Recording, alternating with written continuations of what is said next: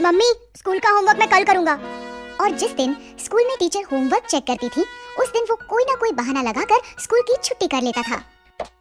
Mummy, मेरा पेट बहुत दर्द कर रहा है, मैं आज स्कूल नहीं जा सकता। ठीक है शिवम, आज तुम घर पर ही आराम करो। ऐसे ही बहुत दिनों से चल रहा था।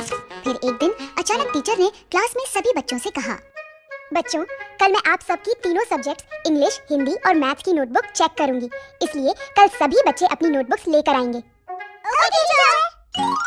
शिवम का दोस्त अंकित जानता था कि शिवम की कोई भी नोटबुक कंप्लीट नहीं है। उसने शिवम से कहा, शिवम, अब तुम क्या करोगे? तुम्हारी तो किसी भी सब्जेक्ट की नोटबुक कंप्लीट नहीं है। मुझे पता है और इसलिए मैं कल स्कूल नहीं आऊंगा। क्या? हाँ। और फिर हमेशा की तरह शिवम अगले दिन पेट दर्द का नाटक करने लगा। मम्मी, मेरे पेट में बहुत दर्द हो रहा है। आज फिर से? चलो ठीक है, तुम आज भी घर पर आराम करो। इस तरह शिवम की स्कूल से छुट्टी हो गई। स्कूल में टीचर एक एक कर सभी बच्चों की नोटबुक्स चेक कर रही थी। तभी टीचर ने अपनी घड़ी में देखा कि स्कूल की छुट्टी का समय हो रहा है। ये देखकर उन्होंने सभी बच्चों से कहा, बच्चों, अभी स्कूल की छुट्टी का समय हो रहा है, इसलिए जो बच्चे रह गए हैं उनकी नोटबुक्स मैं कल चेक करूंगी। उसी शाम जब पार्क में खेलते हुए शिवम अंकित से मिला तो अंकित ने उसे सारी बात बताई। टीचर ने कहा है कि जो बच्चे रह गए हैं उनकी नोटबुक्स वो कल चेक करेंगी। अच्छा, तो फिर मैं कल भी नहीं आऊंगा। अगले दिन भी बच्चों की नोटबुक्स चेक करते करते स्कूल की छुट्टी का समय हो गया और एक बार फिर टीचर ने बच्चों से कहा, जो बच्चे आज भी रह गए हैं उनकी नोटबुक्स कल चेक होंगी। इस बार भी अंकित ने शिवम को ये बता दिया, आज भी छुट्टी का समय हो गया, इसलिए टीचर ने कहा है कि बाकी बच्चों की नोटबुक्स वो कल चेक करेंगी। अच्छा, मतलब मुझे कल भी छुट्टी करनी पड़ेगी। ऐसे ही 3 दिन और बीत गए। टीचर 3 दिन तक नोटबुक चेक करती रही और शिवम कोई ना कोई बहाना लगाकर स्कूल की छुट्टी करता रहा। छठे दिन जब शिवम ने बहाना लगाने की कोशिश की तो मम्मी ने उसकी बात नहीं मानी और गुस्से में उससे कहा, मैं तुम्हें 6 दिन से देख रही हूँ, तुम तबीयत का बहाना बनाते हो और छुट्टी हो जाने पर सारा दिन दोस्तों के साथ खेलते हो, इसलिए आज तो तुम्हें स्कूल जाना ही पड़ेगा। लेकिन मम्मी, मेरा पेट बहुत दर्द कर रहा है। तुम चुपचाप स्कूल जाते हो या मैं तुम्हारे पापा को बुलाऊं? शिवम को अपने पापा से बहुत डर लगता था, इसलिए वो स्कूल जाने के लिए तैयार हो गया। ठीक है मम्मी, मैं स्कूल जाता हूँ।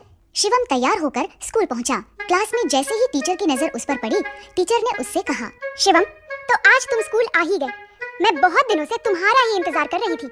अब जल्दी से अपनी सभी नोटबुक्स लेकर मेरे पास आओ, आज मैं तुम्हारी नोटबुक्स चेक करूंगी। ये सुनकर शिवम बहुत डर गया। वो डरते डरते खड़ा हुआ और बोला, टीचर, आज मैं नोटबुक्स लाना भूल गया।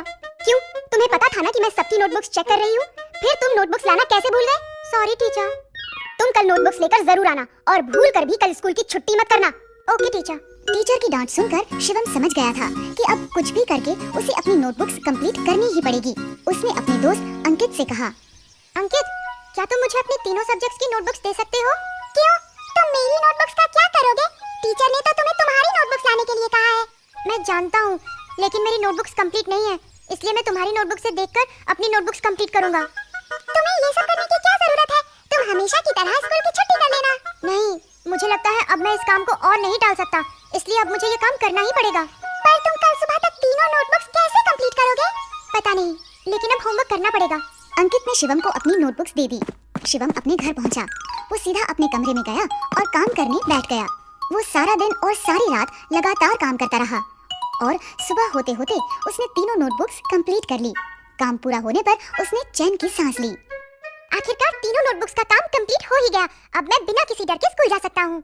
अगले दिन वो तीनों नोटबुक्स लेकर स्कूल पहुंचा। क्लास शुरू होते ही सबसे पहले टीचर ने शिवम से कहा, शिवम, अपनी नोटबुक्स लेकर मेरे पास आओ। शिवम तीनों नोटबुक्स लेकर टीचर के पास गया। सारी रात ना सोने की वजह से वो बहुत थका हुआ था। उसकी आंखें भी लाल हो गई थी। लीजिए टीचर, मेरी नोटबुक्स। टीचर ने शिवम का थका हुआ चेहरा देखा तो वो समझ गई कि उसने ये नोटबुक्स सारी रात जागकर कंप्लीट की है। उन्होंने शिवम को समझाते हुए कहा, मैं जानती थी कि तुम्हारी नोटबुक्स कंप्लीट नहीं है। इन नोटबुक्स को तुमने सारी रात जागकर कंप्लीट किया है, इसलिए थकान के कारण तुम्हारी आंखें इतनी लाल लग रही हैं। शिवम, इसलिए कहते हैं कि हमें अपना सारा काम साथ साथ करना चाहिए, ताकि बाद में हम सारा काम एक साथ करने की मुसीबत से बच सके। ये बात तुम हमेशा याद रखना कि टालने से कभी भी कोई काम खत्म नहीं होता है, बल्कि और बढ़ जाता है। शिवम टीचर की बात समझ गया। उसने कहा, सॉरी टीचर, अब से मैं सारा काम साथ साथ ही करूंगा और कभी किसी काम को कल के लिए नहीं टालूंगा। इस तरह शिवम की हर काम को टालने की आदत छूट गई और वो हर काम